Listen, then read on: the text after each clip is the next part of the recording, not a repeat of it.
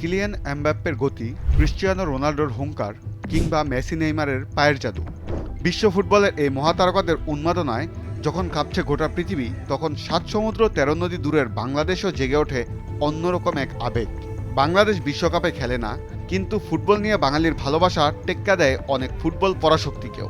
আর সেই ভালোবাসারই এক অনন্য উদাহরণ পুরান ঢাকার টিকাতুলির ফিফা গলি। বিদেশি দর্শক থেকে দেশি সংবাদ মাধ্যম সবার নজর কেড়েছে এই ছোট্ট গলি। মেসি, রোনাল্ডো, নেইমার, এমবাপ্পে সহ বিশ্ব ফুটবলের তারকাদের রঙিন গ্রাফিতিতে সাজানো এই গলি এখন আলোচনায় দেশ বিদেশে। অথচ দেশের ফুটবলের সর্বোচ্চ সংস্থা বাফুফেরই নেই কোনো খোঁজ। তাই ফুটবল প্রেমীদের প্রশ্ন, বিদেশিরা যেখানে দেখছে সেখানে দেশের ফুটবলের অভিভাবকের চোখ কেন পড়ছে না টিকাতলির এই উদ্যোগে?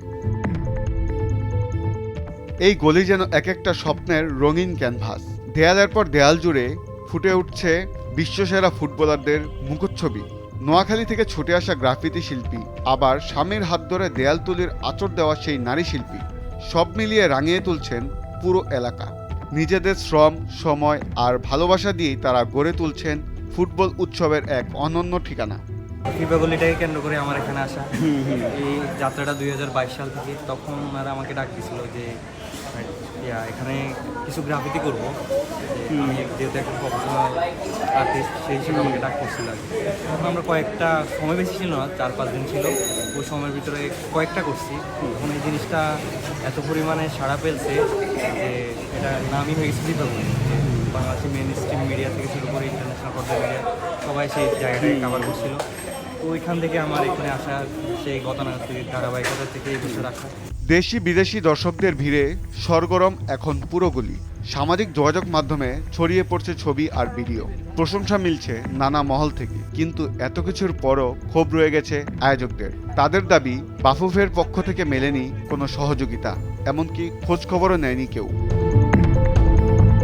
তবে এসব আক্ষেপকে ছাড়িয়ে সবচেয়ে বেশি প্রাণ খুঁজে পাওয়া যায় এই গলির শিশু কিশোরদের মধ্যে। বড়দের আর্জেন্টিনা ব্রাজিল লড়াই থাকলেও আসল উত্তেজনা যেন তাদের মাঝে। কেউ আর্জেন্টিনা সমর্থক, কেউ ব্রাজিলের, কিন্তু নিজের দল নিয়ে আবেগে কেউ কারো চেয়ে কম নয়। কোন দল করো? আর্জেন্টিনা। আর্জেন্টিনা কে করে? আমার বাসার সবাই। সবাই করে? হ্যাঁ। বাবা মামা সবাই করে? হ্যাঁ। আর্জেন্টিনার প্লেয়ার চিনো? হ্যাঁ। কে কে আছে প্লেয়ার? মেসিকে চিনি আর কাউকে চিনি না। শুধু মেসিকে চিনো, আর কাউকে চিনো না? আপু কোন দল করা হয়? আর্জেন্টিনা। আর্জেন্টিনা? হ্যাঁ। আর্জেন্টিনার সব প্লেয়ারদের চিনেন? হ্যাঁ, কেন চিনবো না? সবাইকে? হ্যাঁ, এখন কি এবার নতুন প্লেয়ার একজন আসছে, তার নাম তো একসাথে মনে থাকে না, আমরা সবাইকে চিনি। 5টা প্লেয়ারের নাম বলতে পারবেন? হ্যাঁ। মেসি, আগুয়েরো, আগের ছিল আগুয়েরো, আমার পছন্দ করতে তার নামটা নিব। তারপরে হচ্ছে Emi Martinez, Lautaro Martinez, Junior Alvarez. আমরা গত ওয়ার্ল্ড কাপে এই আয়োজনটা করছিলাম 2022 সালে। তো আমরা যে চায়ের আড্ডা থেকে বন্ধু বান্ধব মিলে এই আয়োজনটা করছিলাম।